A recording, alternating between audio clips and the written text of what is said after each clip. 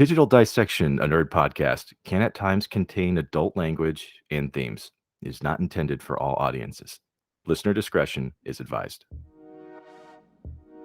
Welcome to the Digital Dissection podcast, where we take a closer and possibly unnecessary look at our favorite properties, creators, and topics. We are your humble hosts, Joe and Mark, two pop culture nerds dedicated to telling entertainment history before it's forgotten too soon. Join us on Facebook, Twitter, and our blog for more information on the show. We also love to hear from you. Write us at digitaldissectionpodcast@gmail.com. Now that we've got that out of the way, let's get to dissecting. I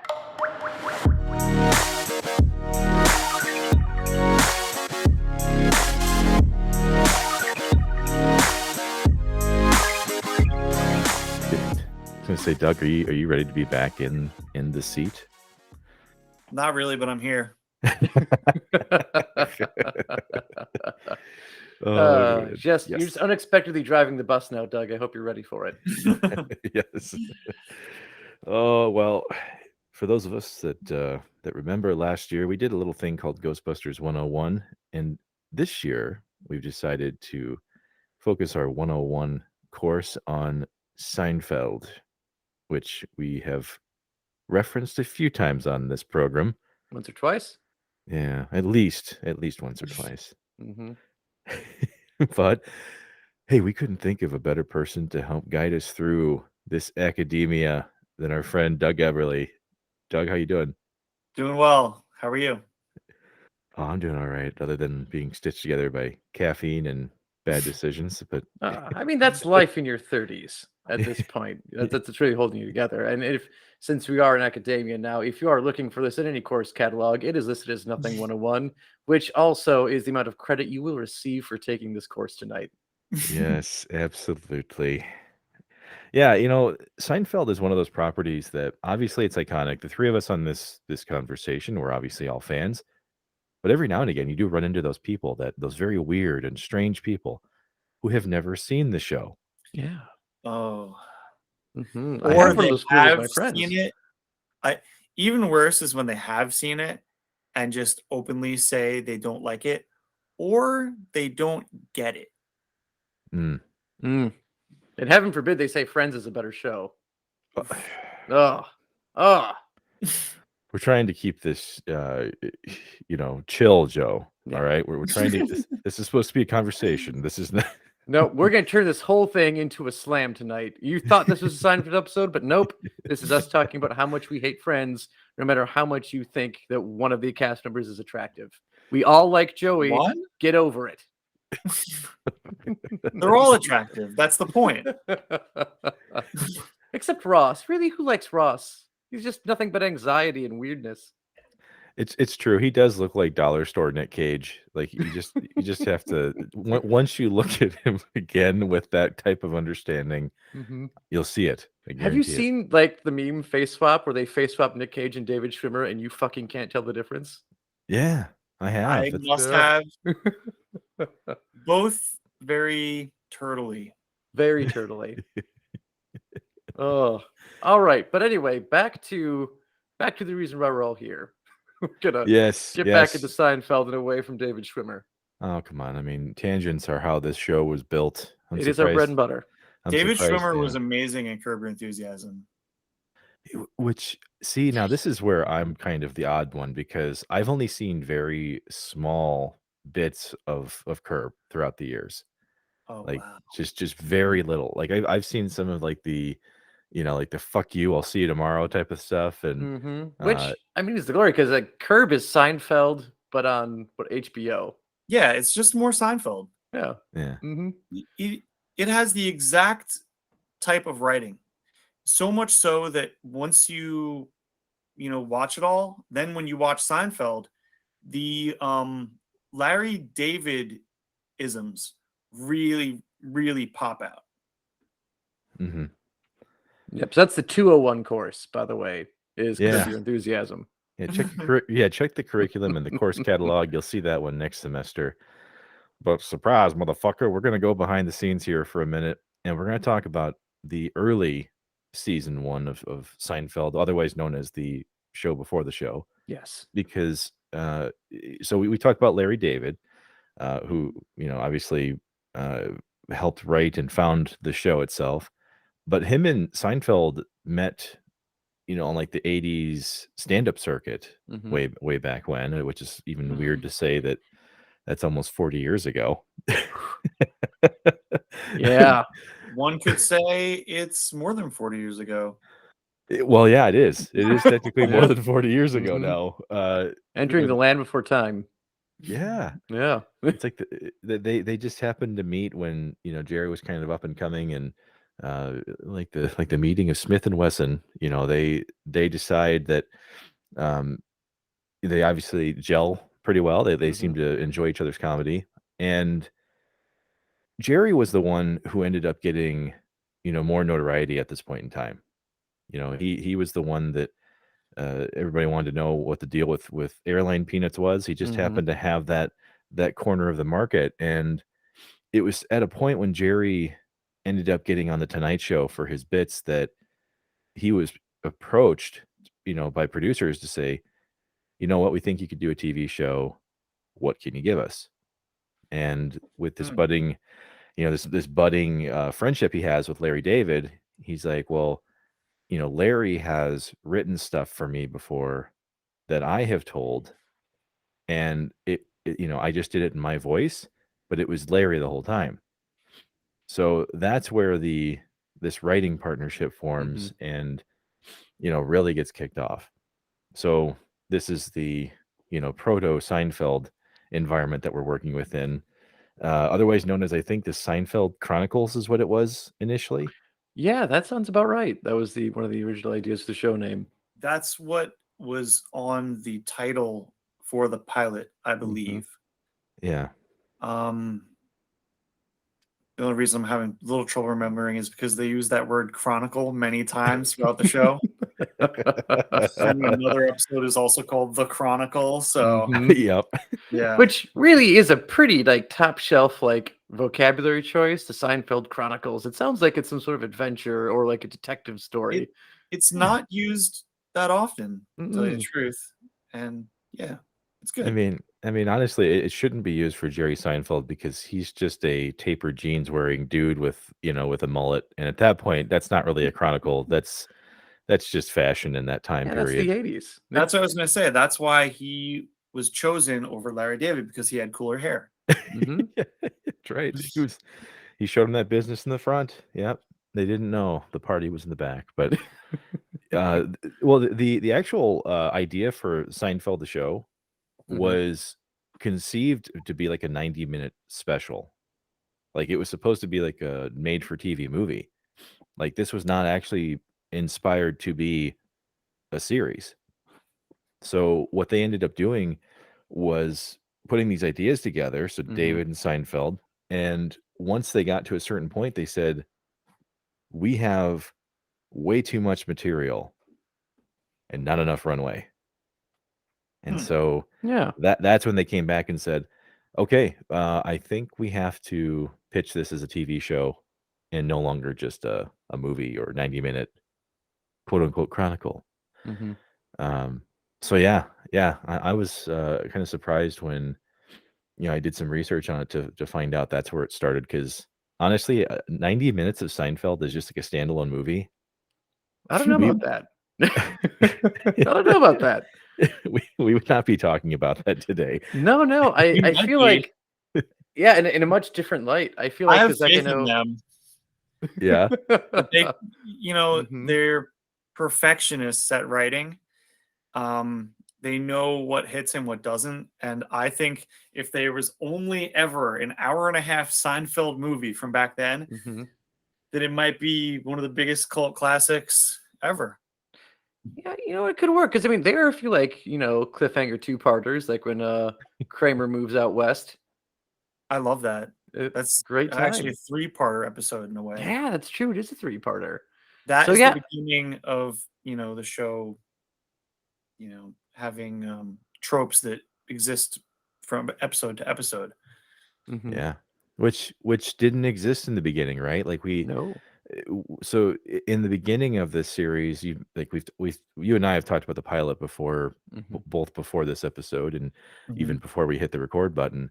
But the pilot for Seinfeld, once again, if this was all we had of Seinfeld, I don't think we'd be talking about it, because that pilot was, I don't want to be too hard on it, because I mean, it's not like it was the worst thing I've ever seen on TV, but a lot of people's, like, this was a very divisive thing for people. Mhm. Mhm.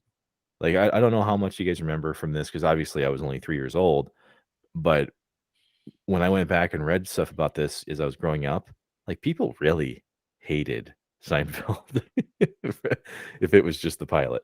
I don't know, Mhm. what do you guys think? Episode, it just isn't good.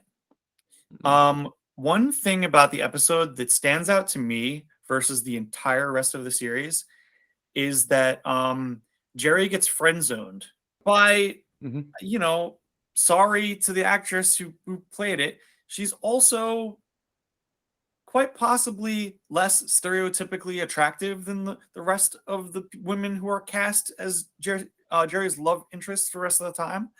I don't know if like they knew that this had a bad reaction and they set Jerry up to be this ladies' man that had 100+ girlfriends for the rest of all of these seasons, and he could like do whatever he wanted with them. Essentially, it was him to say who he broke up with, etc. It was Mhm. always him making these decisions. In that episode, it's really him, pining after this woman, setting up all of these situations and ways he thinks it's going to go, and then her just being like, "Oh, I have a boyfriend, and basically I was just using you to stay over, but not really, because I thought we were just friends, It's right?" friends, And he yeah. can't really be Mhm. angry at it, and that's the whole thing of It's the the whole episode. premise. That's the plot, Yeah, yeah, at and least the actually, look at Jerry plot lines, yeah, well, I mean, but there's not much of other plot lines in there, is there? Because, like, even, like, there's I feel like George's main thing is that he's oddly, like, opposite what he is for the rest of the series, where he is somehow the voice of expertise on Oh how to god. actually be in a relationship or, like, know what a yeah. woman wants based off of Mhm. signals that may or may not be there or conversation, which, you know, George doesn't really seek George's counsel unless he wants to break up with someone after this. Yeah, good point. And that's honestly one of the biggest issues I had with the pilot of this show, was that Jerry's kind of a wimp the entire time, Mhm. and it's You kind can of be odd in a way, yeah.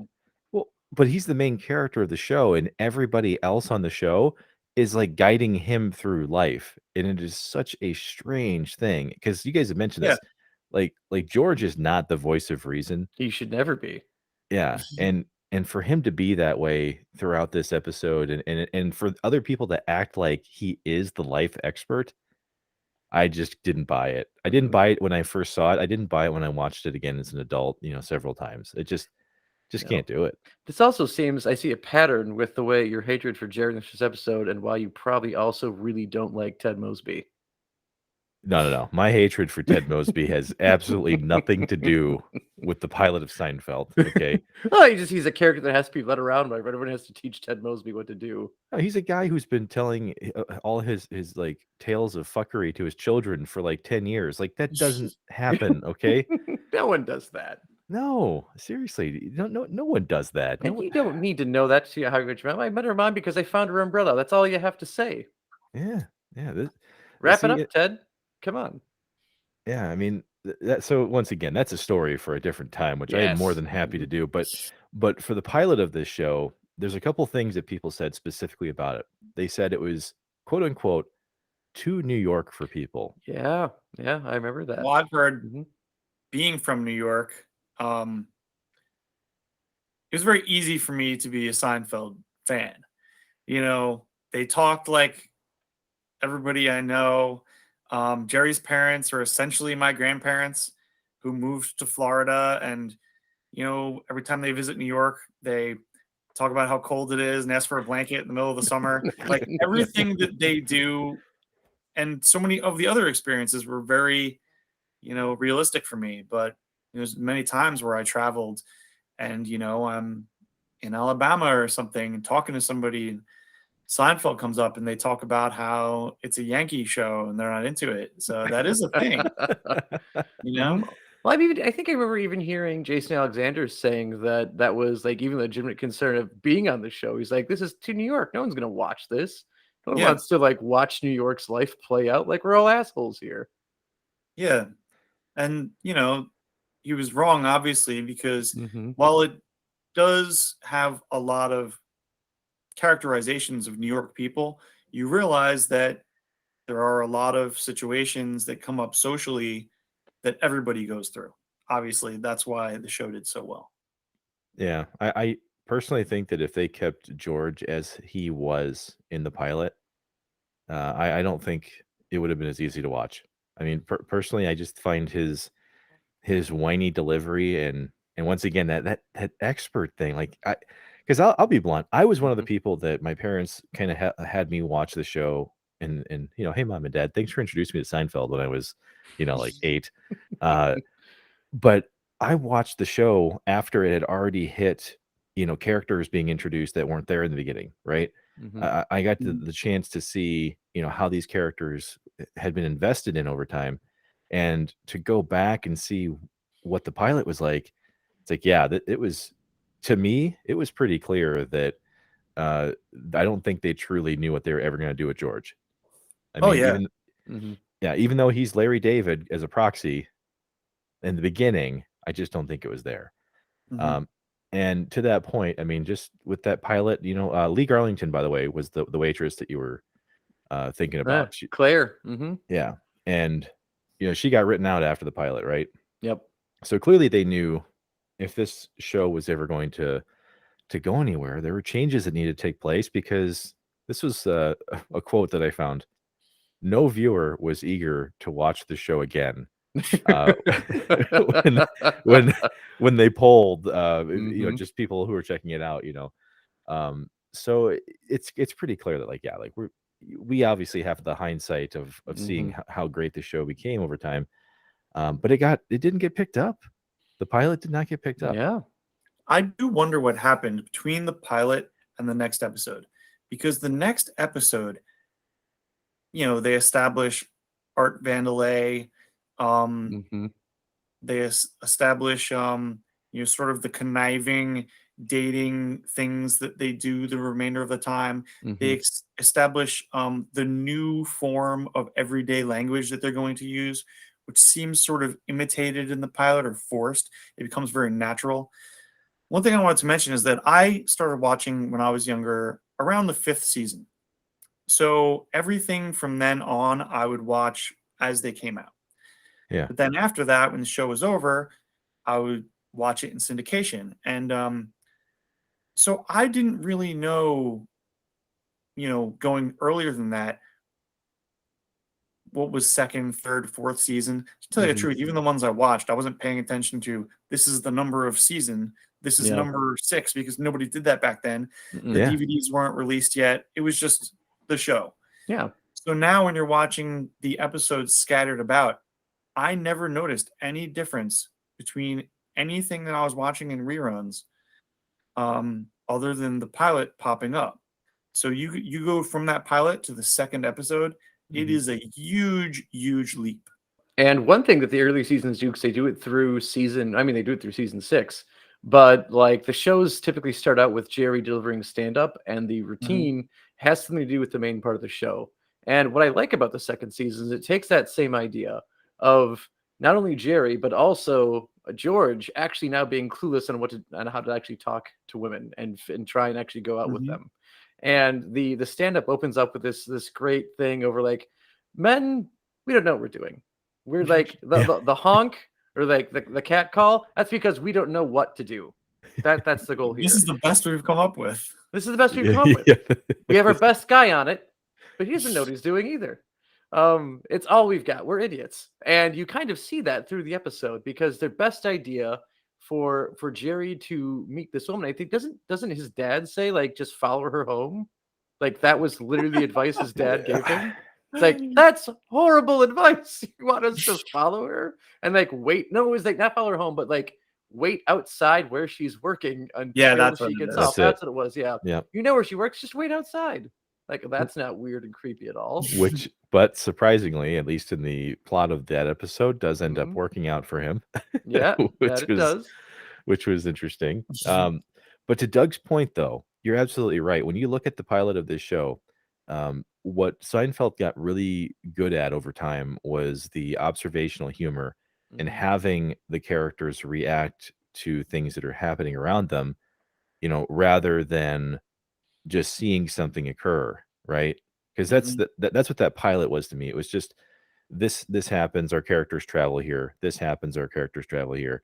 There's not really much inference or Yeah. anything crazy going Mhm. on. Mhm. But yeah, as time goes on, I mean, yeah, they're looking at things. They're actually dropping some exposition, some background. You get to know why people behave the way they do. Mhm. And but yeah, I mean, I guess this is pretty standard for a lot of TV shows, though, Yeah. to evolve into a groove after a point, because Mhm. they do start introducing the ancillary characters. You get Uncle Leo, in season 2, that everybody makes memes about. Not looking at you specifically, Doug, but a lot of people have. Mhm. Yeah, Um, well, even before like the ancillary characters, they get the core cast changing from the pilot to even the second episode. I feel like one we haven't mentioned yet is Kramer, because Kramer's in the pilot Kessler. and he is in the second Kessler, episode. Yeah, yeah. Was it Kessler? he's Kessler. Kessler in the He's pilot. Kessler in the pilot. So he's having Kramer is Kramer. not in the pilot. Mm-hmm. So it's Kessler. And then it's the same with like Elaine doesn't get introduced until the second episode. Correct. Yeah. So yeah, the first episode was out there. Also, it's crazy. And then we Yeah. is the second episode where Kramer's talking about the levels in his apartment? Was that where we get that right away? That may not be the second episode, but it's Mhm. very early on. Yeah, levels is very early Mhm. in the series. Yeah, where he Yeah. wants to build levels in his apartment, which honestly, Yes. if you got the space, Yeah. which you don't in a New York You apartment, don't. but You don't. You really don't. It sounds very comfortable and Mhm. like a dream come true. I don't know why. Well, I guess he really wasn't going to do it. He wasn't going to do it. There's no way he was doing it. no. Which, I mean, again, I also understands that, he doesn't understand what betting is, which is weird for a man with a gambling addiction. I think he knew. Yeah. He had to have known. No, I'm just he not doing it knew. anymore. Well, that's the bet. The bet is that He's- you wouldn't do it. Yeah. There's more to Kramer than you see. There's a lot There's going on levels. behind the scenes of his mind, and he knows how to play a part when it'll benefit him. Mhm. Yeah. Yep. Which is a good segue into like analyzing the main characters of the series, because I did realize we kind of almost glossed over that, Mhm. because like we mentioned in the pilot, Jerry is kind of unassuming. Yeah.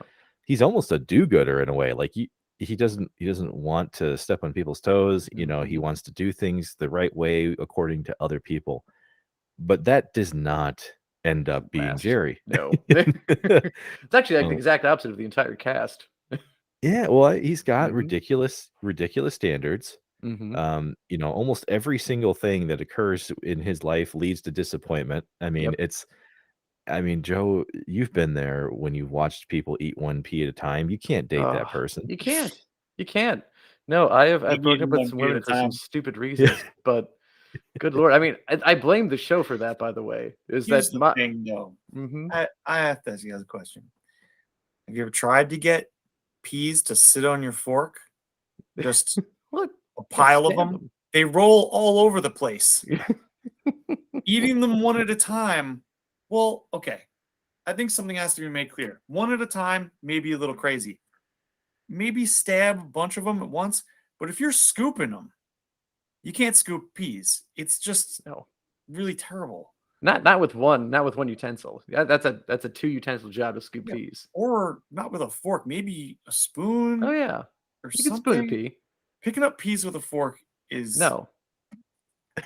That's the wrong tool for the wrong job. I think is Seinfeld true. even once made a stand-up joke over chopsticks, which looking back on it's probably a little racist. But Just a yeah, wee right bit. tool for the They right are job. good for everything, though. Yeah. Mm-hmm. Well, but so this joke, and then once again, this is a 101 course, guys. We may be going, over the heads of some folks here. The Okay. one pea at a time joke was literally Jerry breaking up with a woman because she does this in an episode, right? Mm-hmm. And this just tells you how different he is, throughout the course of the episodes.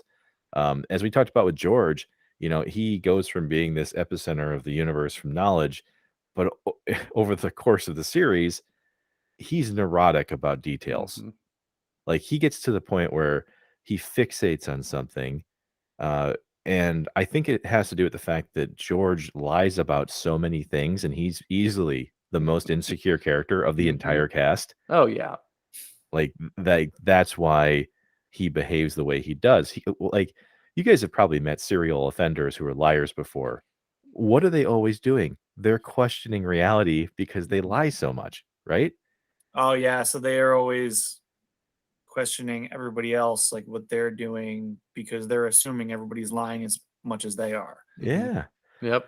Yeah, which is why I came to like George a lot more than I did in the beginning, Mm-hmm. because that became his thing. Like George became the most neurotic of the characters because if we wanted to reference like the steps, of recovery and how he gets fixated on getting his apology, that Oh kind my of God. stuff. Yep. Yeah. Mm-hmm. So Or yeah. I say even like what Jason Alexander does with the character over time, where he always tries to find something different to do with George or to elevate the character, and like like when you talk about character development with him, he'll talk about how like everyone will like pick things from greats and incorporate them into their own work. So he Mhm. talked about he started using like Jackie Gleason stuff for George, and it just worked. So whenever like you see like George thinks he has an edge over someone, and then he gets like immediately put in his place, he's like, "Oh, Yeah. funny guy." He's going full Jackie Gleason, like here to the moon. George like kind of like he knows he's going to be beat, and then anytime he's like he it was always so sure when he does get sure of himself, he's in now like completely overconfident instead of neurotic. And as soon as someone like questions him or knocks him down a little bit, like he can't take it. He just loses his Yes. mind. Yeah. So yeah, just fantastic character. Well, the next time you watch it though through that lens, just watch how these things unfold. Like when you watch George behave especially in a scenario where he feels slighted, just look at the first details of that and go, would you behave the same way? Do you actually find anything common with this? Mm-hmm. Because think of it this way: if you've been in Jerry Seinfeld mode, where someone does something specific that you don't like, and then you just can't let it go. Okay, Mm-hmm. I've seen people, or I've heard people eat in a certain way where you're just like, yep, I got to leave the room because like I know you're eating no matter where I am next to you. Like Mm-hmm. you can get in tune with that. Yeah. We should also get to the fact that George is supposed to be a characterization of Larry David, essentially. Mm-hmm. Yeah. Yeah. Anybody who's watched Curb Your Enthusiasm or seen any other Larry David type things, they'll notice that the character that he plays when he plays himself is really very similar to George. Mm-hmm. In that, he can't let things go. He's always worried about what everybody's thinking and basically acts on what everyone else is always doing to the detriment of himself. And it always ends up in some sort of ironic situation at the end. Mm-hmm. Moving on a little bit with other characters, we haven't gotten really to talk about Elaine yet because Elaine wasn't in the pilot. She gets brought in because again, I think they talked about how of all the things that people didn't like in the pilot, Claire was kind of like at the top of the list. I think Hmm. they felt like she was too abrasive, like she was too hard on the two main characters to the point where like no one's going to enjoy Claire. We need someone who is on the same level as the guys, but not always like absolutely like putting them in their place. Someone who can beat them who can beat them from time, who can also beat them, but also like lose to them too. Whereas Claire felt she was too dominant in that case. So they bring in Elaine, and which they thought would be interesting that she is one of Jerry's ex-girlfriends who they decide to remain friends after everything is done. And when you look at her as a character, like I feel like she should be the smartest one in the room at any given time among the four. Typically she is. Usually Yeah. is, yeah. Mhm. I Now, mean, she has her own faults and problems. Oh yeah. Yeah. Yeah. With Well, her, yeah, go ahead. they're Go ahead. not as much her fault though all the time. I feel Mhm. like she is more affected a lot of times by what other people are doing, causing her to have issues rather than her own doing. Yeah. So look at like just even like her employment. Like she is like essentially she wants to be a writer or she has talent for a writer, but then she kind of I don't know, like her jobs just lead her in weird ways to the point where um like you've got like what Peterman deciding to walk out eventually. So now she just Mhm. has to head the company and something she isn't qualified to do. And someone who's even less qualified than her to do anything gives her advice on it, which we'll get to that later. Um but, like, I feel like she's usually a victim of circumstance with her job and with friendships within the group and even outside of the group because she's the one who always seems to have, like I think she's the one who's ever had a roommate in the series or Very the main true. cast, and she's Yeah. had at Mhm. least, what, 2 different roommates that we get to see? Specifically, I remember the first I can only one. think of one. Yeah, Yeah. because it's the one who ends up dating Kramer. Yeah. Yeah. Yeah. I, what I kind of did when I was thinking about these characters in the beginning, though, Mhm. because just for context, the characters of Jerry and George are supposed to be like career New Mhm. Yorkers, right? Like they've been there Yeah. their whole lives. They went to high school together, Mhm. known each other a long time. So Elaine moved into the city later when she was already like a young adult, right? Mhm. Yeah. So I think that that detail doesn't really get discussed a whole lot on the show, It does but not at all. Mm-mm. yeah, but it explains a lot to like when you guys talk about how she's a victim of circumstance. Think about if, like, for me, I had to move around a lot as a kid. All right, so whenever you move to a new place, sometimes things would happen to you because you just don't get what's going on. So Mhm. for her to be a transplanted New Yorker versus a career, lifer, it makes sense to me that she would fall into these types of things. Maybe she doesn't understand these, Mhm. and to the point of like her transformation throughout the show, like you mentioned, Joe, she slowly becomes just like George and She gets Jerry. down to their level. Eh, Yeah. they don't do a good job of casting her as a transplant. She must have been there for a while before the show started. Oh, Mhm. I know, because you don't. It doesn't feel like it at all. I mean, No. I No, mean, they're definitely it's like I mean, they not until she argue takes. about, like, superior driving routes. They talk about, like, different trains. Although, the other thing, like, also the fact that is also maybe a very dark thing is that she can't drive. And that's, I think, just because, driving New York is almost pointless. Why do you own a vehicle in that city? There's They all nowhere to do. park, it's expensive. Yeah, they all own cars, which is A also lot more weird. people do than you think. Mhm. yeah, You know, There- Mhm. it's hard to find parking. A lot of people have cars. yeah. Very true. It's not just taxis everywhere. Yeah. Which humorously brings us to the character of Kramer, Mhm. or Kessler, as we pointed out in the pilot. We Now, don't even get his first name until what, season 5 or 6? I think it's 5. Mhm. yeah, there's that mystery is a slow burn for a while. Yeah. Um, It is.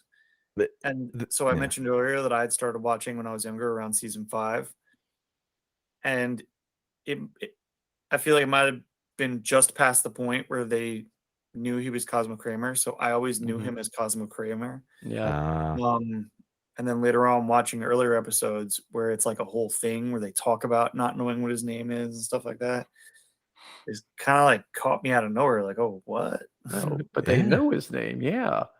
But, yeah, looking at Kramer, he is, like, the quintessential, like, acquaintance that you have in your life where, like, you oh don't yeah, know him very well, but the little you do know about him is out there.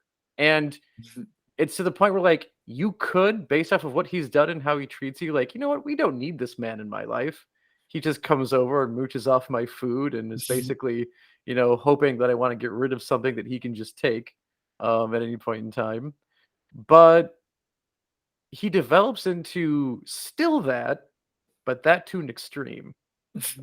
Is that, like, he's the guy who, like, he's more than acquaintance, and he's, like, a legitimate friend in the group, and I think it's in the 2nd episode that that friendship already bites Jerry the 3rd episode where it bites Jerry in the ass, because it turns out Kramer had gone into his apartment and didn't lock up after leaving, and his apartment got broken into, and the shit got Mhm. stolen, um, Even But though you have to buzz people into that apartment, but hey, whatever. You know, yeah, if you that's a had to buzz detail. people in, who knows? People find Person their went way in. downstairs, hit every single number, and Mhm. somebody just went, Yeah. Let them in, yeah. They Mhm. just knew to go to No. that floor at that time and open that door, and yeah, you know, Yeah. whatever. I'm not judging. The door was actually open. Yeah, Mhm. well, They I were just guess. wandering around the hallways. They saw an Yeah, open door. yeah, And They yeah, they went, went for hey, it. you know, UPS. Yep. yeah. And they didn't hear anything. They looked around and they said, hey, you know, Yeah. Anytown let's USA move is this open, down right? 5 floors and past everybody else. And I'm telling you, it could happen. I Mhm. guess, but that's the point of Kramer, though. He creates his own problems, He right? does. Like the majority of things that happen to him that are misfortunes, he creates these issues. Mhm. The one that sticks in my head the most is the rickshaw episode. You know, just Yeah. running out of steam, pulling it up the hill, then he Oh just my god. drops it. Mhm. But you know, he's like you guys have mentioned, everybody kind of knows a Kramer in their life. You know, there's Mhm. that person who is somehow savvy enough to figure out how to make connections and, you know, find what's possibly stolen merchandise, but has connections everywhere, right? Mhm. But is so inept in every other aspect of his life, you know, and Kramer Mhm. leans really hard into things that no one else cares about. You Yeah. know, Mhm. we talked about the levels, Doug, right? The levels. Mm. No one gives a Mhm. shit about that. Making No. making statues out of macaroni. Yeah, Like, like he's like at a like he's a kid at a summer camp making those things or something. yeah. And I think the episode where he is at like a baseball fantasy camp, I think is the best description of Kramer. Is that that man's life is a fantasy camp. He falls Yes. ass backwards into money, has See, guilt-free sex that, with women? so remember before I always said there's a little more to Kramer than we're seeing? Mhm. I feel like the other characters sometimes don't know how much Kramer is playing them. They don't realize, like he says, Kramer's life is a fantasy camp. I don't think they actually fully realize what they're dealing with. The Kramer, he knows what's up, you know, and he's a survivalist. He has to make these connections. He has to be on his feet, coming up with new ideas. Mhm. He has to do all these things. That's who he is. When they say he has no job, that's incorrect. He has a job. It's just difficult to classify. He makes Mhm. money. He gets things. You know, Jerry could say no at any time, Yeah. but Kramer is good at moving just a little bit and always having the proper thing to say, to Mhm. have the fridge stay open, to have access to all of these things that he needs to, you know, go on and survive. And it also it helps that like, Kramer is not hateable. Like he just isn't. Like he's Not at all. like you could like there will be like eventually like, hey man, fucking A, you need to start paying for this shit. Like you are in my fridge all the time. If internet was around, he would have Jerry's Wi-Fi password and would Oh, not be paying for it. Guaranteed. Yep. totally. But like Kramer's lovable. Like you can get behind Kramer. Like there's something infectious about his personality that like, you know what? Yeah, he's taking advantage, but I kind of want to see what he's going to do next. Because Yeah. today it's he's taking karate lessons, or karate lessons God, with 6-year-olds, and then tomorrow he's trying to like make rickshaws, happen in New York City. You don't know what he's gonna do, so let's just tune in to find out. And that's what I feel like part of the group does with Kramer is like, you know what? Let's just see what he does next. He's gonna put a freaking garbage disposal in his shower. He's The gonna making refuse to connections leave. thing is a really important aspect of him though.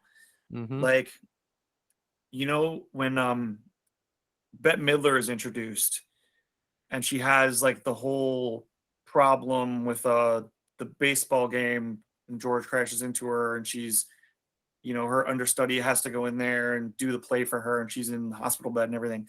Mm-hmm. Kramer is always like every instance of that whole episode is always right, you know, up her butt, like, oh, Bet, what do you need? This and that. yeah.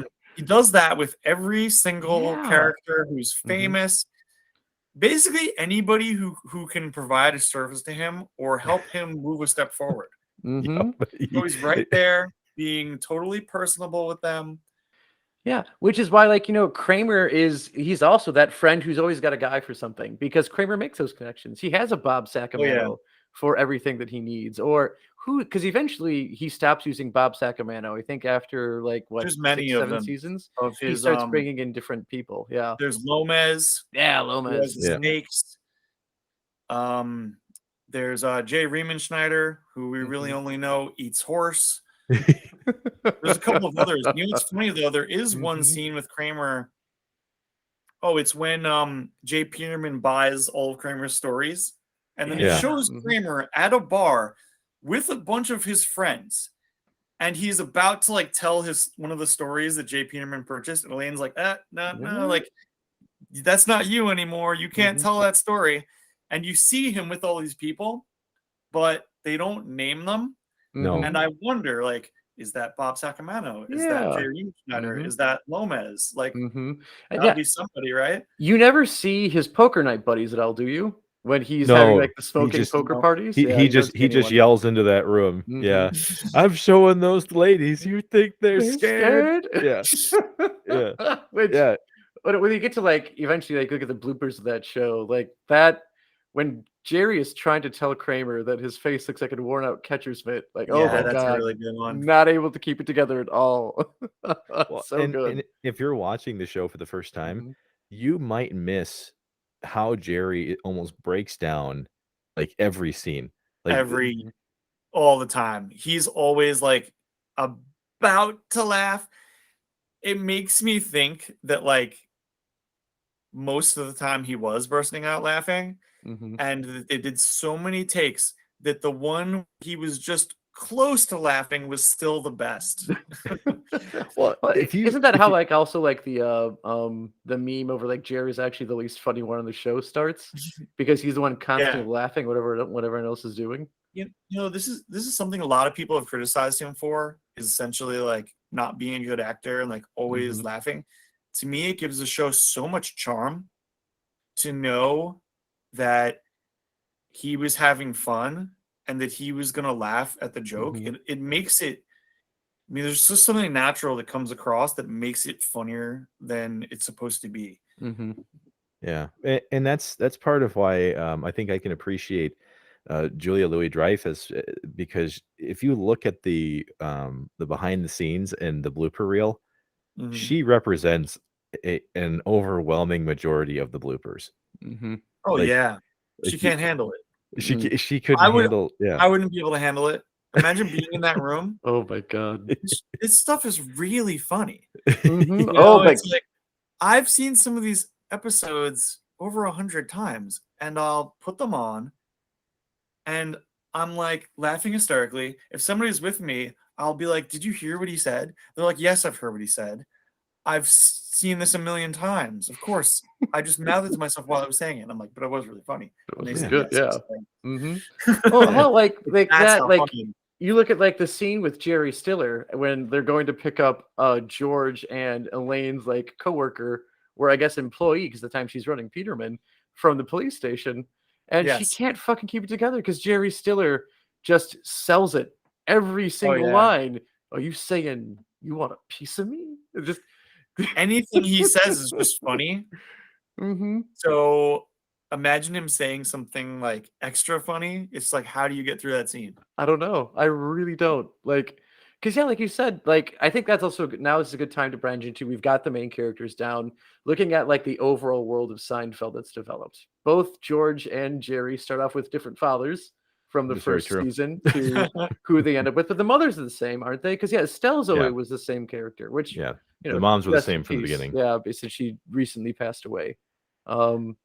But yeah, they get different fathers, and we start to get more of these auxiliary characters who are helping build the world. And also, these are people who a lot of times have close relationships with the cast, where we start to really see why these characters are the way that they are. You get Georgia, you get Jerry's parents, who are almost to the point where they're overly supportive and over caring, where Jerry just wants them to like take the money, or I don't need the money. Don't send me $50. If you send me $50, I swear to God, mom and dad, we're like, they're overly supportive. So he just really wants to be like this independent person. And where George's parents are like the exact opposite, they're constantly like busting him and breaking him down. Which, like, yep, that's why George is broken as a human being and can't handle any criticism because he just immediately thinks of his parents making him cry. And really, what you're bringing up here is a good point as far as the fabric of the series, right? Because within the first couple seasons, these relationships do not like represent the core of what carries us through an episode. Mm-hmm. As we kind of talked about initially, the early portions of the first couple seasons, you might have like a friend that shows up that you never see again, Mm-hmm. and there's an awkward situation that happens, and then the characters have to react to that, and then it's like it's almost an anthology in Yeah. a lot of ways, right? Mm-hmm. But yeah, when you start having people like Jerry Stiller and Estelle Harris come involved, Mm-hmm. suddenly you have actual glue that explains the behaviors of these people, and so that's where I really think the strength of the show wasn't the core cast, as weird as that may seem. Mm-hmm. It was how they played off of all of these characters that would come back and interact with them. Mm-hmm. So the parents are one of those. Yep. Obviously Wayne Knight as Newman is probably one of the most Mm-hmm. notable. Yep. And he he's the isn't fifth. doesn't he show up in season 3? Because he's mentioned in season 2. Because like when you're first introduced to Newman, like he's trying to commit suicide and Kramer doesn't believe he's actually going to do it. So he's like, yeah, go ahead, jump. You'll do it. Go on, buddy. You won't be missed. Because he actually isn't shown until quite a bit later.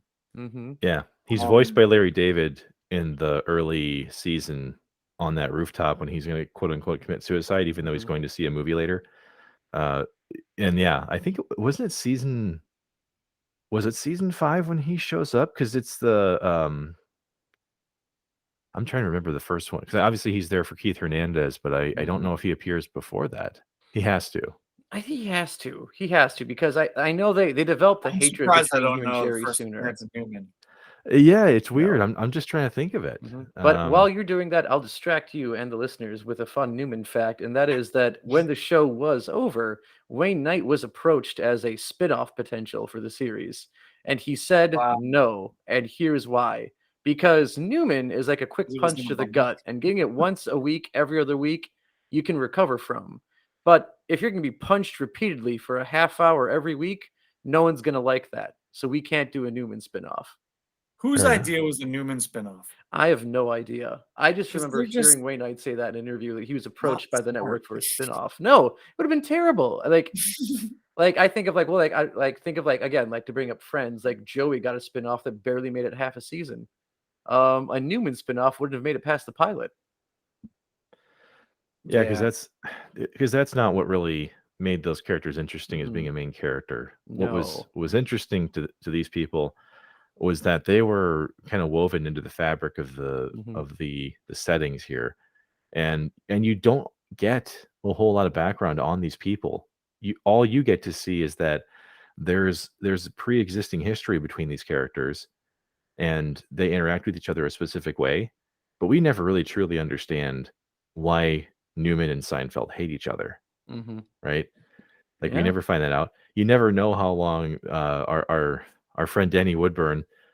We don't know how long Mickey Abbott and Kramer have been hanging out together, right?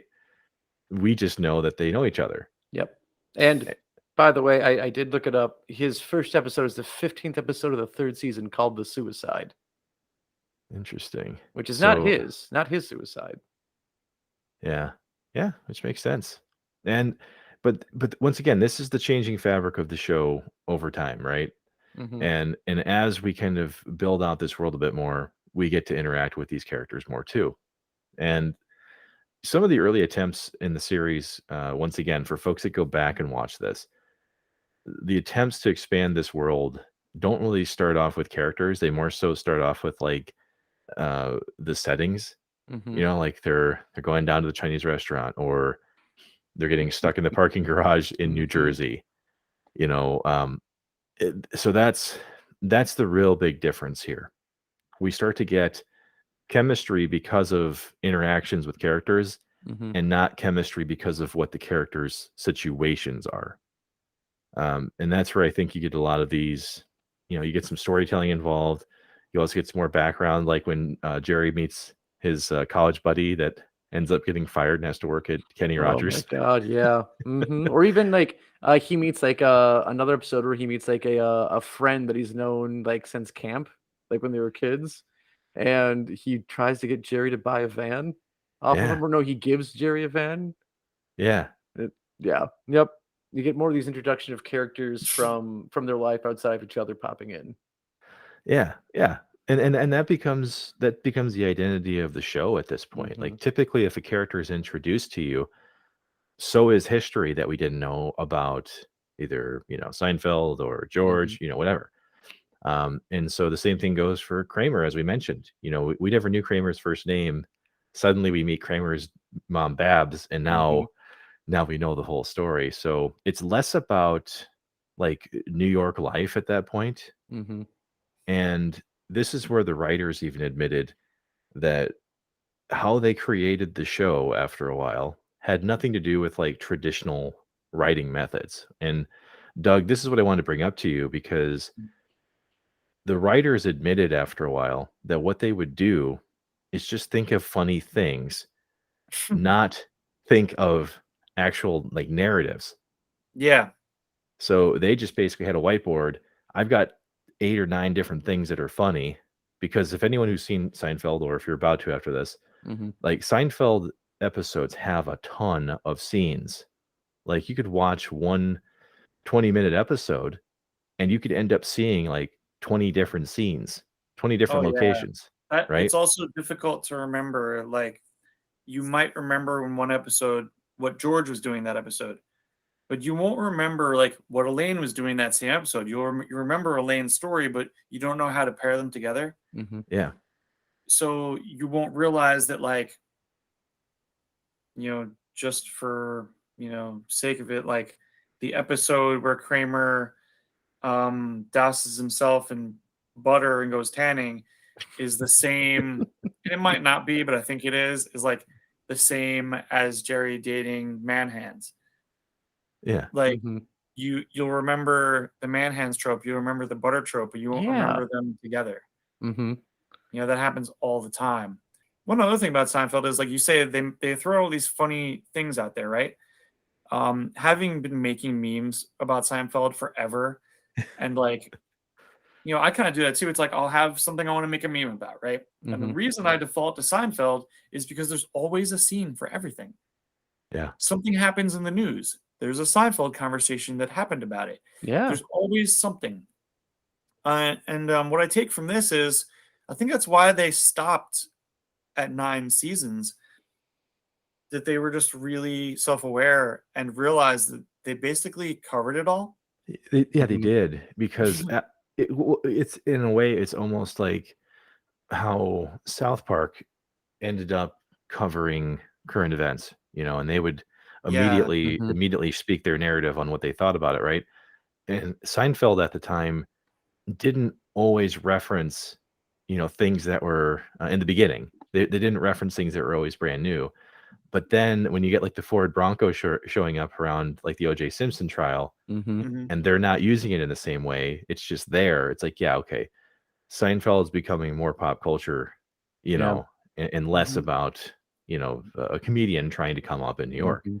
Yeah, and then sometimes you get lasting characters like Jackie Childs after the O.J. Simpson case is there. I think after that he's there at least one episode a season, mostly because of like Kramer doing something ridiculous. Which Jackie does have more appearances than you would think.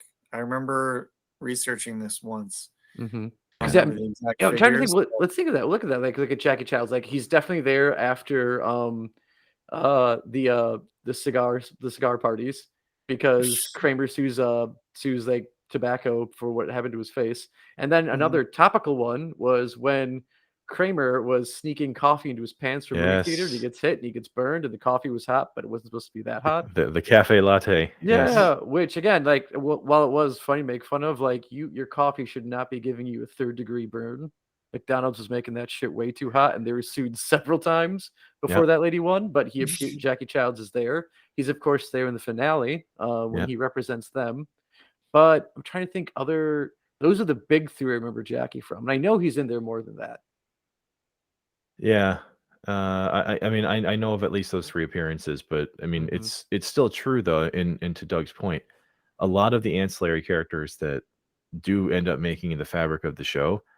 In the case of like Mickey Abbott, I think he's in either 7 or maybe 9 episodes. Jackie Newman. Child's 6, by the way. I just looked it up. Oh, 6, yeah. Okay. I was off by 3. Off Well, by 3. I said it's more than you think. Whatever you were thinking, it was more. Which, you can look at it that way. It's like I was only off by 3, but that's also double the amount that I guess. So really, it's bad when you look at it in one light. Well, okay. So now that we're talking about things that appear on this show and the numbers attached to them, I want to do something with you guys, and this is to see just how many times you can recognize how many catchphrases, how many times they appear on the show. Oh. Because as you know, we speak in tongues sometimes quoting this show, but can we figure out which ones were, actually stated the most on Seinfeld? So I don't know if you guys are ready for this or not, but I'm gonna start reading off some catchphrases. I want you guys to see if you can determine how many times How frequently showed up. Okay. how many times they're mentioned. So man hands came up earlier. How many times do you think man hands was mentioned on Seinfeld? On the episode, I feel like this is gonna be like the time where on Seinfeld or just in the one episode? On Seinfeld. On Seinfeld, so total past the episode. I think this is gonna be like when my friends called me up during work and had me listen to Danger Zone because they had a bet on how many times Kenny Loggins said Danger Zone. Both of them were above 50. It's 16, by the way. So this is where I think I'm going to be. Like, was it brought up in other episodes? Well, these are just mentions of the catchphrase. So this is across the entire series. Thing. Yep. I see. Okay, man hands. So man hands, which I do know. Like this one, I do remember them saying something, like outside of the actual. I don't think it was brought up that much, actually. I don't think it was much, but I think it said. I could be totally wrong, but I'm gonna guess to say that it was maybe used like 10 times in that season 8 episode. Yep. So I'm gonna think that episode alone, because basically whenever someone brings it up, it is repeated at least 2 more times. So like I think when Jerry tells Elaine like she had man hands, Elaine would say man hands. Exactly. The same thing happened with George. So often. Except I think Kramer always gets the gag right away. So Kramer would repeat it. He'd be like, "Oh, man hands." Yeah. So and it wouldn't have to go after that. So I'm gonna go lower. I'm gonna say not 6. even be aware of it. I feel for some reason I'm getting a feeling of that episode Kramer being very like not interacting with that plot line. Yeah, that makes sense. But then at first I was going to defer with it because like Kramer is always aloof, but also fully aware what's happening because he will get what's happening, but socially doesn't know how he should approach it with everyone else was. It's like, oh, you're pretty as anyone else. You just need a nose job. Yeah. Well, to look at your answers here. So Doug has 10, Joe has 6. The official amount of mentions was actually 8. Oh, right in between. Look at that. Look at us. Yeah. So no points. Yeah, no points are awarded because both of you were within the same margin. That's fair. The next catchphrase is yada yada yada. How many times do you think yada yada yada was mentioned? Are we counting individual yadas, or is yada yada yada the 3 in succession count as That's one? a really good question. 3 in succession. Okay, all right. Which I might be able to think about this. Yep, thinking about it, but also nerdy note. If you recall, for the fans of the Facebook meme page Soupposting, one of the members had mentioned that while he was cleaning, forgotten that he had commissioned someone to make Elaine into a pinup girl. Yes. And I did take that image and I photoshopped it down and put yada yada yada under it in like a 50s looking text and turned it into a waterside decal for one of my Gundam models. So it was a pinup girl on the shield. So yada yada yada. But anyway, okay, yada yada yada. That one's a lot. Oh God, that episode alone. Fuck. This one's a lot. because each conversation they just keep saying it. Yeah, they yada yada over it. Like, cause like George alone, like he will. I feel like when he gets yada yada, he's like yada yada yada, yada Yeah, yada exactly. yada. And Like then he's got to repeat it yada, himself quite a bit. you know. Oh fuck! I'm gonna go high on this one. I'm gonna say it- throughout the series because I think this also comes in the season where like they actually have recurring gags, whereas like before, like with the man hands, it happened and then it turned out they just said it other times too. But I feel like yada yada yada became a thing they started doing for the rest of the season, kind of like Sweet Fancy Moses. Also, it's just a term in general. Like, Yeah.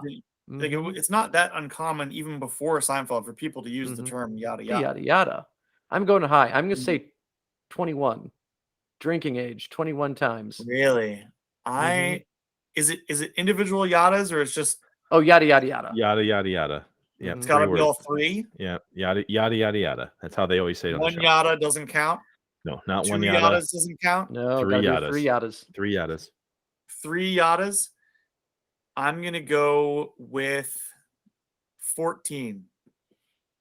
And the first point goes to Mr. Eberle. Ah, I knew I went too high.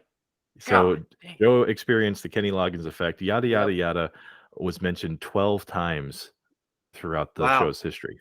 See, Joe, I think you might have been dead on if you were counting the yada yada and the yada, because there's tons of that.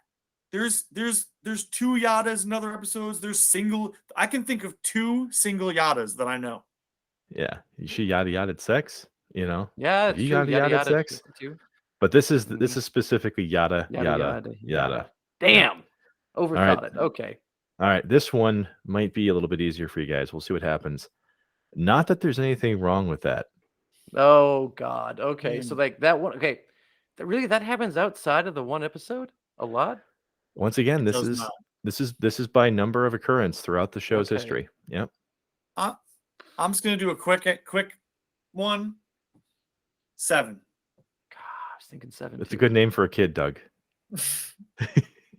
All right, Everly's got 7. What about you, Joe? Fuck. You know what? I will go because I feel like I associate that with one episode. So if it happens outside of that, I can't think of it. But because I can't say 7, and that was my gut instinct, I'm gonna go 10. Go 10. Oh man, Joe, you should have trusted the gut. Another point to Mr. Eberle. I could have said 7. I thought I had to say something different. Not that there's anything. Yep, not that there's anything wrong with that. It was mentioned 5 times throughout the history of the show. Damn. Okay. So right now we've got 2 points to 0. Yeah, that's fair. So Doug is dominating, but I'm going to do 2 more because these are ones that I think are all right. Are a little bit easier to estimate. Yep.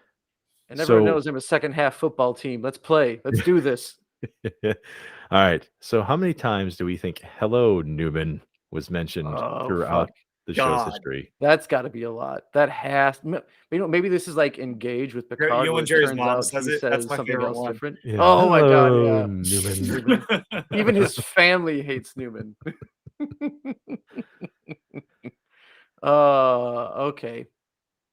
I will go. This is a lot. Because again, Newman, like you think in a season, because he doesn't say it more than once an episode typically, and even then, like again, I feel like outside of Jerry, like his mom says it, and she says it the one time. So this has got to be like once an appearance. Newman isn't in every episode. I'd say he's probably a good 4 episodes a season at most, and he starts picking up after season probably 4, because season 3 he's probably got the 1 episode. I'm going to say this one will be deceptively low, and I'm going to stick to 11 on this one. And I know that's wrong. Not 11. Really? Take it back. 21. Going back to 21. Drinking age. Whoa. Let's do it. Oh wow, that's 21. I'm adding it. Okay. I'm not changing mine based on what he was saying at all. The entire time, I was going with 15. Okay. Here we go. Come on. All right. Hello, Newman was mentioned 18 times throughout the show's history.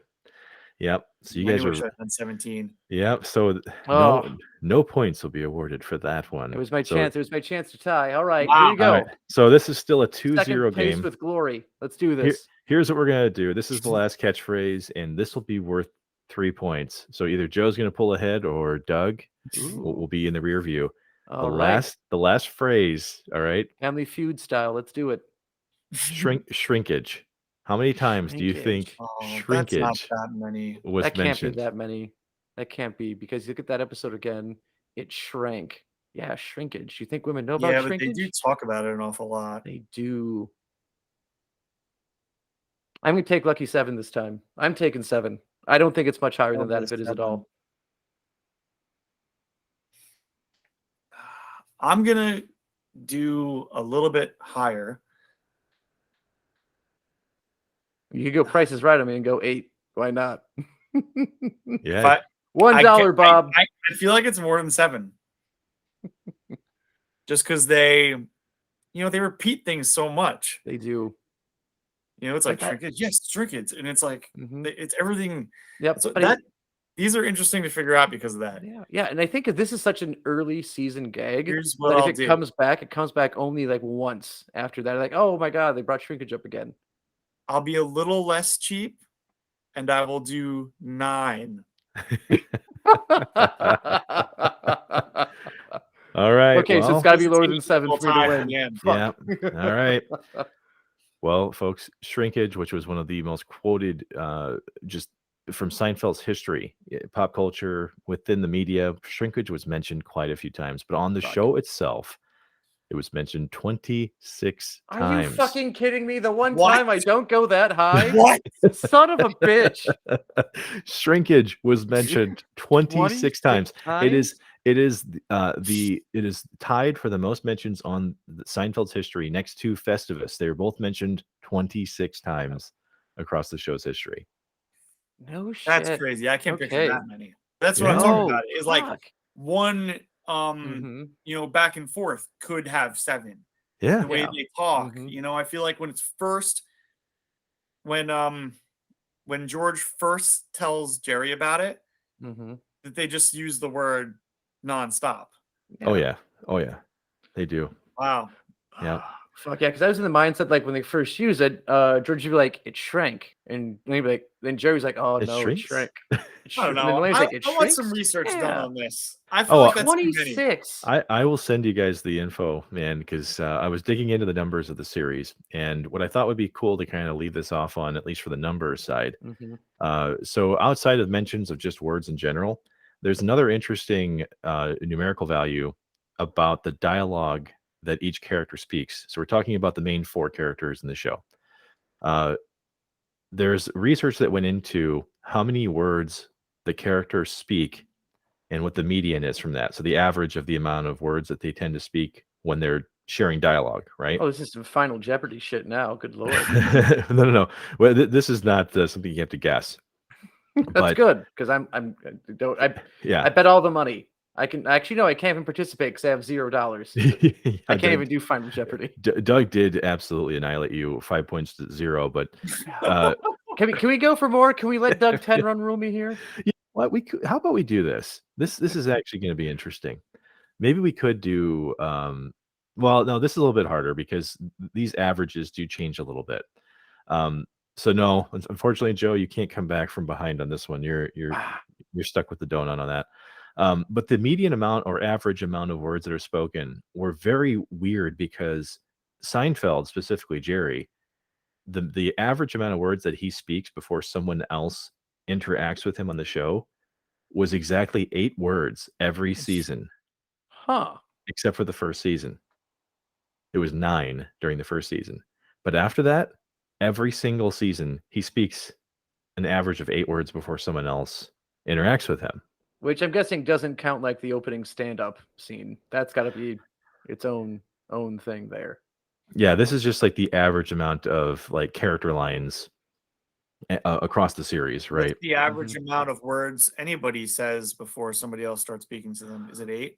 Well, looking at Elaine, for example, Elaine's shifts from anywhere from 6 to as high as 10. Oh. Now, for George So an average speaks. is 8. Well, yeah, right. Well, yeah, good point. Well, George speaks the majority of his seasons. It's a 10-word average before someone else interacts with him. And Kramer has anywhere from 8 to as high as 11. So he actually Wow, has the that's the high. surprising to me. Yeah. Well, so when I was looking at this, the high watermark for Kramer, think about how many times Kramer tells stories to people That's true. about something that Yeah. happened to him, or Mhm. explaining something out. So to me, I thought that was interesting for Jerry, though, because Doug, you mentioned really early on that these guys are very specific in how they write, very specific in how they act, and for Jerry to Oh yeah. be the same average for 8 seasons of the show, that's an interesting factoid. Well, Um, something that might equate here is that there's something called, that at least I call it, is a Seinfeld rhythm. yeah, Anybody Mhm. right now can take anything they're saying and convert it into Seinfeld language. And that includes, you know, amount of words before taking a breath, where you place questions in a sentence, when to repeat things, the speed at which things are repeated. All of these things, they go into the rhythm.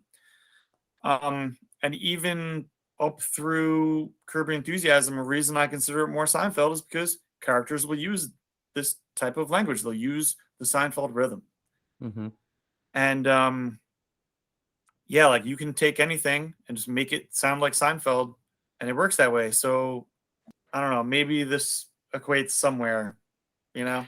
Yeah. Well, I mean, even looking at that, because one thing we haven't got brought up yet is like the actual shift that really happens in the show after Larry David is no longer a writer on it.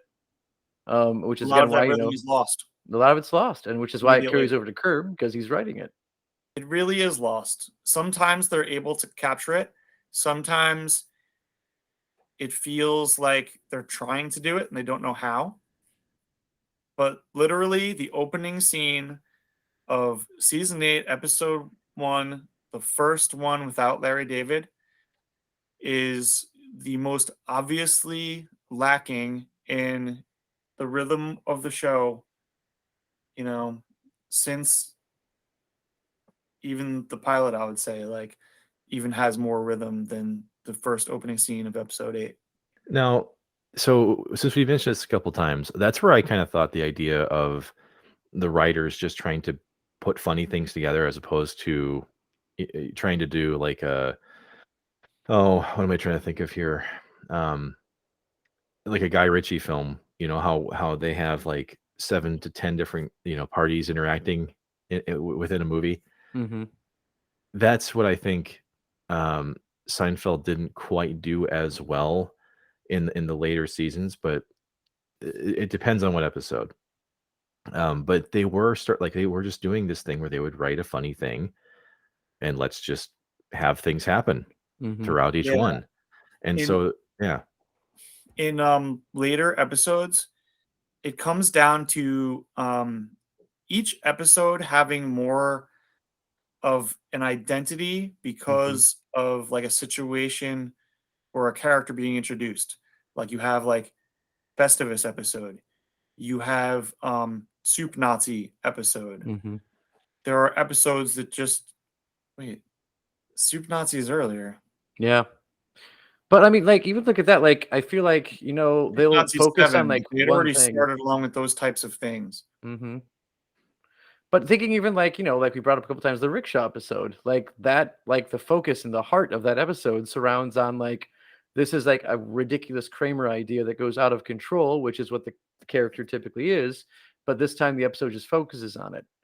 yeah. I mean, it kind of is what it is, but it does lead Mhm. us into where I kind of wanted this conversation to end, which is, do you have recommendations for people? Once again, this is kind of geared towards them who haven't seen the show before and are trying to find, their footing with it. Because believe it or not, there are some people who bite the sandwich in the middle, right, as opposed to the outsides. I think Now, that's what everybody should do. Mhm. well, when it comes to Seinfeld, do you think it makes sense to maybe start later and then try earlier seasons, or maybe start just from the beginning and slog through some of the things that we fought through Okay, initially? so here are your options. Either you just eat the sandwich the way it's meant to, Or you can do the PB&J Uncrustable, which is the Doug route, where you cut out all the stuff you don't want and you just have the good juicy middle stuff.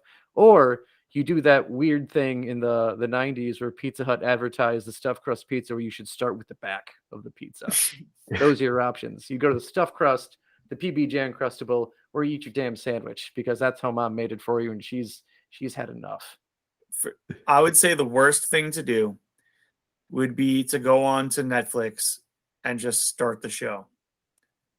It's the worst possible thing anybody could do. I have like, that's what you do after you've been watching it for a while. You say, let me watch all this in order. Because I know a lot of people who just started watching it because it, was on Hulu, it was on Netflix, and they weren't around it their whole lives. They may be younger or whatever, and they're gonna start watching it. And then they'll message me, halfway through the third season and say, when does this get funny? Yep. I'm like, all right, well, I think all of those are hilarious, but I kind of get where you're coming from, because they're just way more dry. And if you're expecting a lot of the out front comedy in some of the things that you've absorbed, just, as cultural references and other things you've heard people say, you're going to be looking for those things and they are not there. Yeah. The best thing to do is to turn on TBS or Comedy Central when it's playing in reruns with commercials. Go, organize your underwear drawer and leave it on in the background. Just watch random things. Even when seasons have a cohesive story from episode to episode, it is very loosely there. It is not where you're going to be left trying to figure out what happened 3 episodes before then. They're all one-offs. Even when they connect together, they're all one-offs. And you can just start anywhere. You can start with a scene. You can start watching in the middle of an episode after a random commercial break, come to just a scene, and that isolated might grab you. Yeah, I like that too, because I was even trying to think of where to start with it. And in the event, like you said, the show at its heart is basically episodic. You can really pick up anywhere in any season and enjoy what's going on. Totally. Other than there are a few times, obviously Susan dying. Obviously, if you start at the start of, was that season 7 is when it's her funeral. That would be such a funny first episode. Yeah. I think season 8 starts with her funeral. Oh, okay. 8's the funeral start. Season 7 ends where it's like, she's dead. All right. Spoiler alert. Yep. Oh. So that would be an odd place to start. So I don't know, as far as where to go, I think one of the best ways to do it is, odds are you are probably going to have someone in your life who has watched Seinfeld in its entirety, or at least has watched it enough to I have a favorite episode of that. My advice is talk to somebody who's watched it. Get 3 or 4 episodes that they point out that are really good, because you can find those easily. Even if they don't know the season, the episode title, which case the episode titles are always the something. That's it. The something. And you can easily Google, again, Soup Nazi. You Google Soup Nazi, it'll give you the season and the episode that we're to start with that. So most people suggest starting at the contest. Yeah. It's one of the most, it's where they kind of establish what they're doing with the show. Most people consider it kind of like a peek at the show. Yeah, it's a good way to really see each individual character through that show. Ironically, my favorite episode, which is the opera, is probably one of the worst episodes to start with. Because it does leave you in the middle of a story that, if you hadn't seen previous episodes, you might not really know what's going on with the characters. It's fairly dark. It doesn't have a distinct ending. It's one of the worst to start with. Don't start with the opera. Don't do the opera. But again, there, you at least you have the sense of that's your favorite episode, but you wouldn't tell someone to start there because it relies on something from a previous episode. And it's my favorite though. After trying to figure out what my favorite episode was for 20 years. Yeah. Yeah. And then Yeah. realizing, oh my Mhm. God, that's my favorite episode. That's the one. You And know? Yeah. I think that's for the way me, to do it. for Mhm. me, it's got to be The Voice. That as far as favorite episodes go, The Voice from Wow. season 9, episode 2. Just because of Kramerica Industries coming back. Oh my Kramerica God, Industries He- is mentioned early in the series. Brett. Like, Brett Yeah. is an amazing side character. That's his name, right? Darren, Darren. the intern. Oh yeah, my God. Mhm. yeah, Yes, Darren. yeah, and Yep. just So how good. just the Mhm. ridiculous antics that happen when Kramer has an intern working for him. And we're not even talking about how the episode ends. Like, we're just talking about Mhm. the core functions of how ridiculous Yeah. this is. No, those are all the best parts. When Kramer goes to meet with like the organization that Yeah, the placed college. Darren. Oh my God. Yeah, yeah. You may or may not be a man living in an apartment. You're a man no, living in an apartment who may or may not have a chicken. Yeah, and with Darren's help, we'll get that chicken. Chicken. You know, Flies open. yeah, Mhm. Flies I open. find this capricious and arbitrary. Your Your flies flies open. open. Yeah, Oh my God. but And yeah. okay. So outside of favorite episodes, oh wait, Mhm. Joe, did you have a favorite episode you wanted to Yeah, share too? which actually is the one we said you shouldn't start with, and that is The Foundation, season 8, episode 1. Oh, Because Oh, you've really? got, yeah, you've got, Oh, it's so good. it's so It's good. really Peterman good. takes off. Elaine's got to take over the company. She has no idea how to do it. Kramer's Is it the taking one with beating the up tape children. recorder?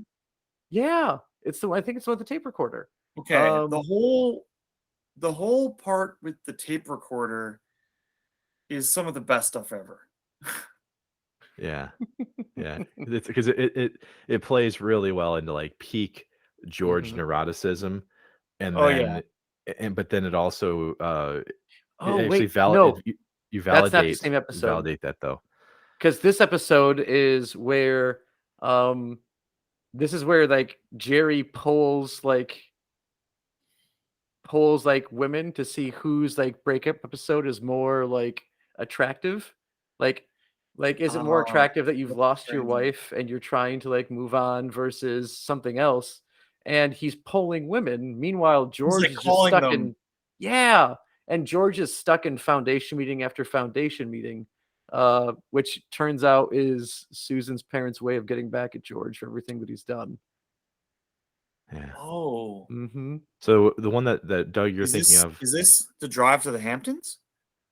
No, but the drive for the Hamptons is after this. yeah, Okay, yeah, because the Yep. foundation, I always forget that that's more than one episode. He keeps going to have to meet with the foundation people, Yep. etc. yeah. Mhm. It carries through like the first Yeah. like 4 episodes of that Mhm. season. Kind of just Yeah, fizzles out at some point. It though. does. Yeah, Like it does. I think it's. I'm trying to figure out where the fizzle out point is because I feel like the tape recorder episode is like the height of the foundation stuff. Wait, no. Yeah. Doesn't it happen after his what am I thinking? Scholarship candidate. Isn't that when the foundation fizzles out? after the Van Buren boys. Yeah, the Van Buren think boys. you're right. So, but yeah, no, that episode of like again, the Jerry George part is there, but the Elaine Kramer story is the strong point of that one for me, where Elaine again gets completely like just unfounded advice from Kramer, who's beating up children in his karate class, and then the cutscene of Kramer fighting the children, hilarious. And Oh, the yeah. fact that again, like Mark and I have definitely mentioned how like this show has molded our lives to the point where I am terrible with breaking up with women and will break up over the dumbest thing, and how at one point in my life I got stuck reading at a funeral for a man I've never met, had no idea who he was. My Wow. mom stuck me in the funeral because, and I quote, "You are a teacher and we felt it just was right." Like that doesn't make any sense at all. And I get to the point where I'm thinking it's a Catholic funeral. All I have to do is read a verse and I'm fucking done. And then after it says, say something about the deceased, I'm like, I've never fucking met this man. So I pulled from that episode of Seinfeld and quoted Wrath of Khan. Yeah. Holy And shit. That's what I did in the moment. Like, this is all I've got. All I've got is that he's never truly gone so long as we can find a way to remember him, and that death is always in the shadow of new life. And And- it was pretty good. It was pretty good.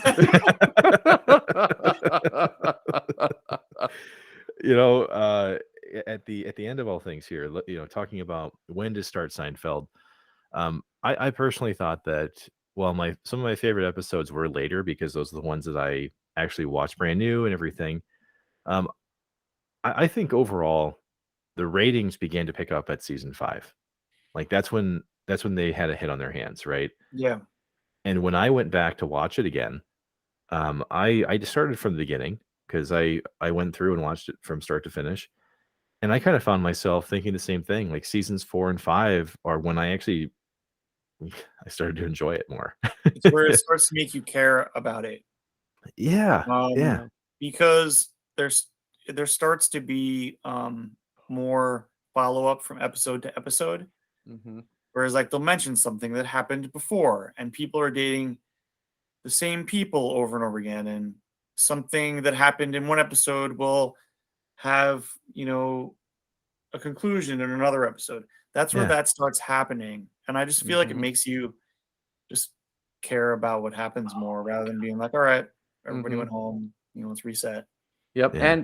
And looking at this, like the episodes in here that are just iconic. You've got the mango where Yes, Kramer loses his taste. You've got the puffy shirt is in the season. The sniffing accountant where yes, here's to feeling good all the I always time. remember that one as earlier. yeah, Why? Mhm. Yep, the non-fat yogurt, which that's the one where isn't that where like it turns out that's how they get Rudy Giuliani like elected, like it's their yeah. fault. Yeah, Mhm. it's It's fun. yeah, Yep. That's a really good episode. And one of the best ones, because this is where, again, like I brought Jason Alexander up a few times with things, and what led to the basically ending scene of the episode was ad-libbed, and that was the marine biologist. Wow. yes, Epic. Yeah. yeah, What a season. What a fucking you have again a 3-part episode here with the raincoats. yeah. This is where the belly laughs Yeah. began. Seriously, Mm-hmm. this is where they happen. So what we really hope, though, in doing this was to once again kind of do what we did with Ghostbusters 101, give people a foundation to kind of start with, because we didn't want to do everything from a spoiler standpoint with the series. But based off of what we shared today, the whole point was to just give somebody, here's a good bulk of what you're going to see, and you can decide how you want to approach the series if it's something you want to get into. So I think we've achieved that, gentlemen. I really I think so. appreciate Mhm. appreciate your insight. And since sometimes, Joe, our tagline ends up feeling kind of self-serving at the end, but do we want to leave the tagline for Doug to take us out to the end of the day? I have no idea what it is. That's okay, Doug. Well, I mean, this season we kind didn't of even think you had a we tagline. forget to do it a lot this We season. do. We do have a Yeah. tagline to end shows, and Yeah. and we say until next time, keep on dissecting. So kind of like on radio shows when people do that, When that one and they shows and they up, no? and they awkwardly do that at the end. If Well, you want to do it, Doug, I mean, in- we'd let you do it. In Doug's defense, I don't season think- 1, when we did that, we always did an outro and post. So Until we next would time, finish the keep main on dissecting. conversation. Yeah. And yeah. when you're dissecting, do everyone a favor and put the junior mints away. Yeah. so yeah, Doug, if you want to take us out, feel free, because now is a good time to do it. I already did it. Oh Did it shit. when you talked about it. That's the episode. It's done. That's It's it. over. That's That's the the episode. episode.